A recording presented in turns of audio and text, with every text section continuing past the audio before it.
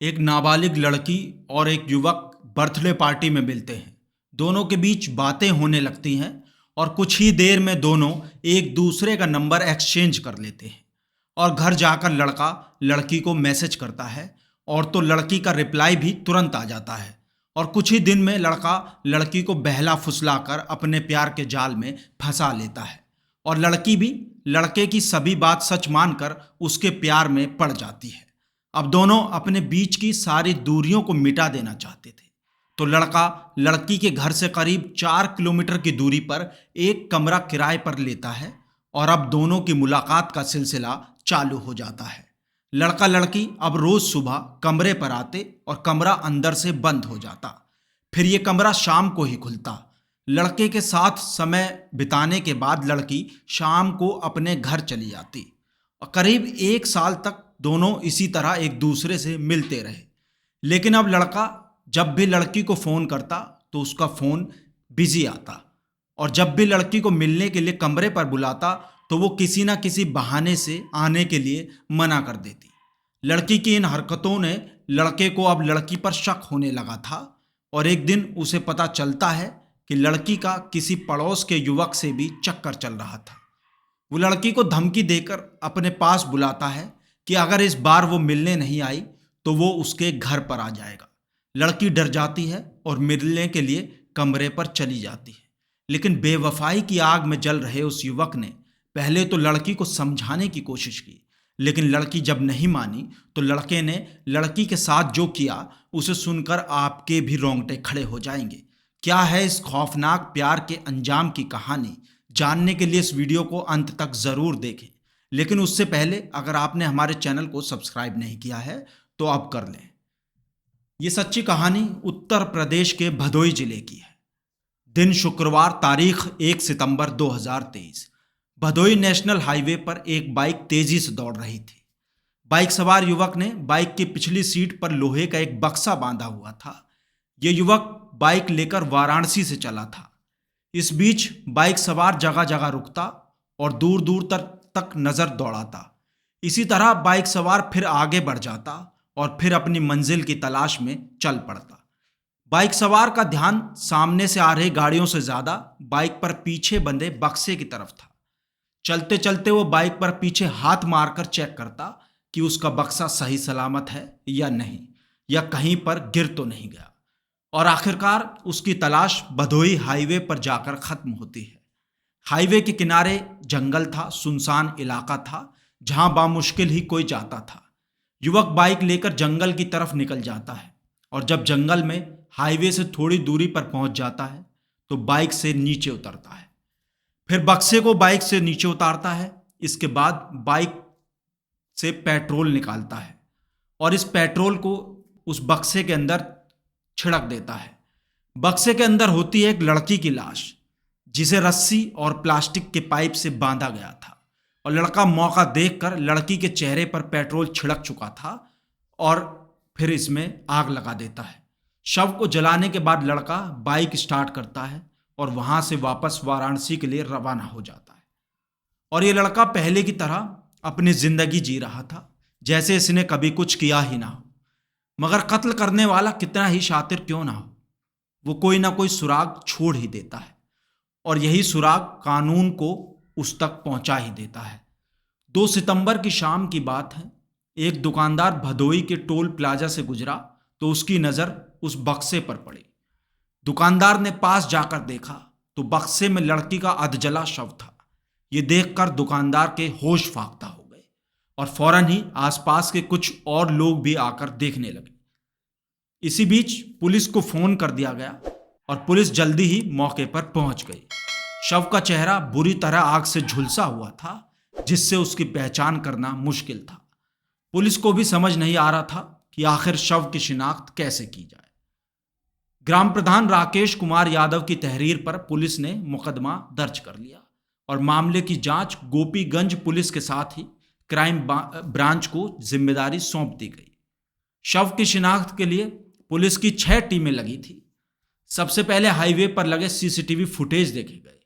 Highway पर ढाबे, दुकानों और होटलों के बाहर लगे सीसीटीवी कैमरों की फुटेज खंगाली जाने लगी।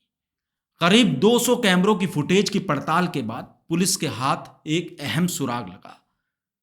लालानगर टोल प्लाजा के पास कन्हैया लाल गुप्ता की मिठाई की दुकान के आगे लगे सीसीटीवी कैमरे में एक बाइक पीछे बक्सा बांधकर एक युवक बाइक ले जाता हुआ दिखाई दिया।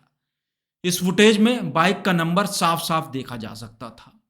बाइक सवार वाराणसी की ओर से आ रहा था। वाराणसी रूट पर 200 स्थानों पर सीसीटीवी फुटेज खंगाले गए और आखिरी बार उसकी बाइक भिखारीपुर महामनापुरी कॉलोनी के पास पेट्रोल पंप पर उसकी बाइक दिखाई दी। पुलिस की एक टीम पेट्रोल पंप पर पहुंची तो सीसीटीवी फुटेज दिखाकर पता चला कि युवक इसी पेट्रोल पंप से अक्सर पेट्रोल भरवाता है।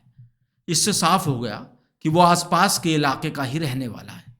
इसके बाद पुलिस ने भिखारीपुर से खोजवा तक बक्से की दुकान पर पूछताछ की तो खोजवा में एक दुकानदार ने बताया कि 1 सितंबर को एक युवक 1200 रुपये में बक्सा खरीद कर ले गया था। उसने क्रेडिट कार्ड से पेमेंट किया है। पुलिस ने क्रेडिट कार्ड के जरिए उसकी डिटेल निकलवाई। वहीं महुआडीह थाने से जानकारी भी ली गई। ज्ञानपुर साइबर सेल से लड़के के मोबाइल की लोकेशन वाराणसी कैंट के सामने हनुमान मंदिर के पास की मिली। 13 सितंबर को पुलिस टीम ने मोबाइल लोकेशन के आधार पर उसे दोपहर 1:40 पर गिरफ्तार कर लिया। इसका नाम था उपेंद्र श्रीवास्तव। उपेंद्र को थाने लाया गया जहां उससे सख्ती से पूछताछ शुरू की तो उसने सारा सच उगल दिया और उपेंद्र ने लड़की की हत्या की बात कबूल कर ली। उपेंद्र ने पूछताछ में बताया कि वो एक कंपनी में सेल्समैन का काम करता है। उसके किरण के साथ उसकी मुलाकात करीब 1 साल पहले एक जन्मदिन की पार्टी में हुई थी। इसके बाद दोनों की नज़दीकियां बढ़ी। किरण से मिलने के लिए उपेंद्र ने महामनापुरी कॉलोनी वाराणसी में एक किराए पर कमरा ले रखा था जिसका किराया 4500 रुपये महीना था। इसी कमरे पर आकर दोनों मिलते थे। किरण दिन भर उसके साथ कमरे में रहती थी और शाम को अपने घर चली जाती। 20 दिन पहले उपेंद्र को पता चला कि किरण का उसके पड़ोस के युवक के साथ अफेयर चल रहा है। मेरा शक और गहरा गया जब किरण का फोन लगातार बिजी जाता था और वो मुझसे मिलने के लिए भी मना करती थी। कमरे पर मिलने के लिए अगर आती भी थी तो थोड़ी देर के लिए ही रुकती थी। जिसके बाद मैंने किरण को कई बार समझाने की कोशिश की लेकिन किरण ने मेरी बात नहीं मानी। इसलिए मैंने किरण की हत्या करने की बात ठान ली। 1 सितंबर को उपेंद्र ने किरण को मिलने के लिए कमरे पर बुलाया और फोन पर कहा कि आज अगर वो नहीं आई तो मैं तेरे घर आ जाऊंगा। जिसके बाद वो मिलने के लिए तैयार हो गई और कमरे पर आ गई। मैंने कुछ देर उससे बैठकर बातें की और चेक करने के लिए उसका मोबाइल फ़ोन मांगा तो उसने देने से इनकार कर दिया। मैंने पूछा कि उसका किसी से अफेयर चल रहा है तो उसने मना कर दिया। वो मुझसे झूठ बोल रही थी जिसका मुझे अब यकीन हो गया कि उसका अफेयर ज़रूर चल रहा है। हम दोनों में इसके बाद झगड़ा होने लगा। इसी दौरान मैंने किरण का गला दबाकर उसका सिर ज़मीन पर पटक दिया। सिर में गंभीर चोट लगने से किरण की मौके पर ही मौत हो गई थी।